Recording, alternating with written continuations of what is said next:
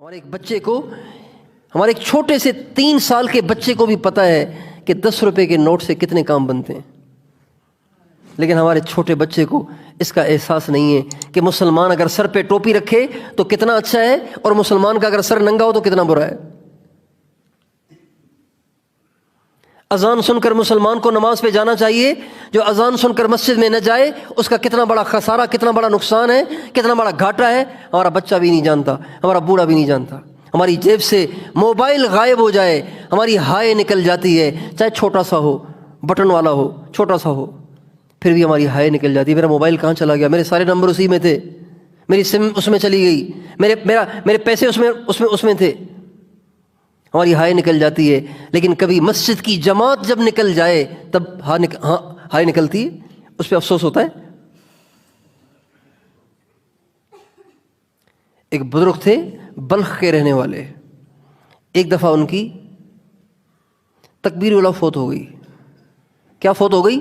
تکبیر اولیٰ، یعنی نماز تو پڑھی جماعت کے ساتھ، صرف اتنی سی تاخیر ہو گئی کہ امام نے فاتحہ شروع کر لی تھی، یہ بعد میں پہنچے۔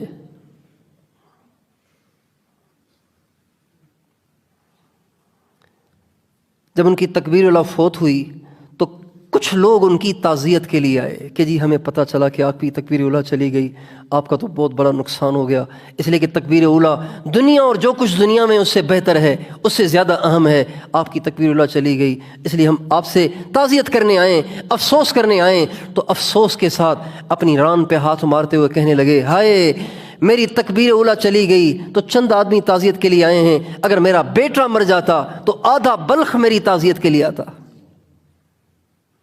یعنی ان کی نظروں میں بیٹے کے مر جانے سے زیادہ بڑا نقصان تھا تکبیر اولیٰ کا فوت ہو جانا۔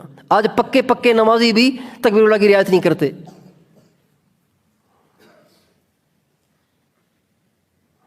جماعتیں جا رہی ہیں، تکبیر اولیٰ جا رہی ہے، رکعتیں جا رہی ہے، کیوں؟ اس لیے کہ آخرت سے غفلت ہے، آخرت سے نا آشنائی ہے۔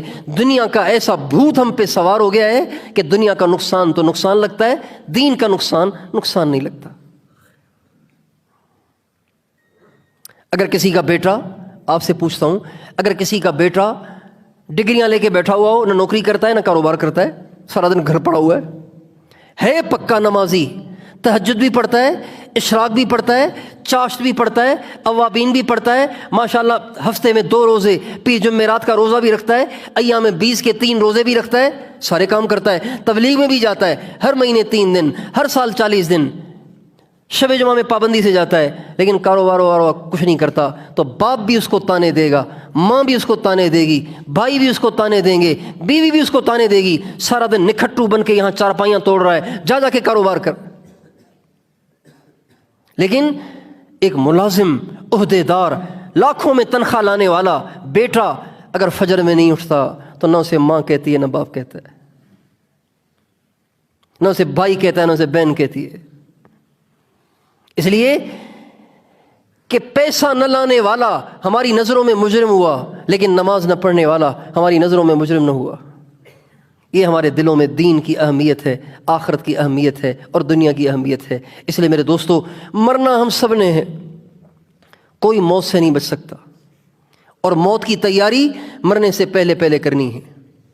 جس کی موت آ گئی، ہمارے نبی سے کسی نے پوچھا، یا رسول اللہ قیامت کب آئے گی؟ قیامت کب آئے گی؟ آپ نے فرمایا، من مات فقد قامت قیامتہ، جس کی موت آ گئی اس کی قیامت ابھی سے قائم ہو گئی۔ بڑے کٹھن مراحل ہیں، جب کسی انسان پہ موت طاری ہو جائے، بڑے کٹھن مراحل ہیں، بڑی کٹھن گھاٹیاں ہیں۔ آج ہم اس سے غافل ہیں۔ دنیا کی مہنگائی سے ہم ڈرے ہوئے ہیں، لیکن قبر کے اندھیرے سے ڈرے ہوئے نہیں ہیں۔ دنیا کی مہنگائی سے ڈرے ہوئے ہیں، لیکن آخرت کی پکڑ سے ڈرے ہوئے نہیں ہیں۔ دنیا کی مہنگائی سے گھبرائے ہوئے ہیں، لیکن قبر کی پکڑ سے گھبرائے ہوئے نہیں ہیں۔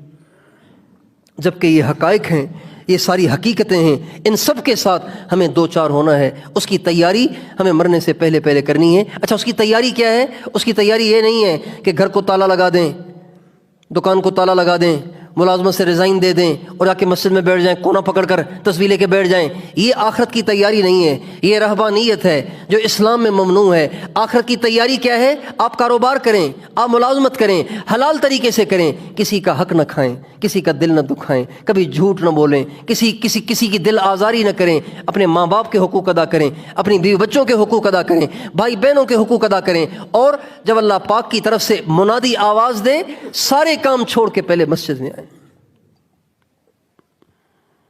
اللہ تعالیٰ یہ نہیں کہتا کہ دکانیں بند ہی کر دو، اللہ کہہ رہا ہے جب اذان کی آواز سنو تو تھوڑی دیر کے لیے بند کر لیا کرو، تھوڑی دیر کے لیے اپنی دکان کو، اپنے کاروبار کو، اپنا سب کچھ کو چھوڑ کے پہلے میرے سامنے آ کے سجدہ کر لیا کرو اور مجھے دکھایا کرو کہ ہم کاروبار کے نہیں ہیں، اے اللہ ہم تیرے بندے ہیں۔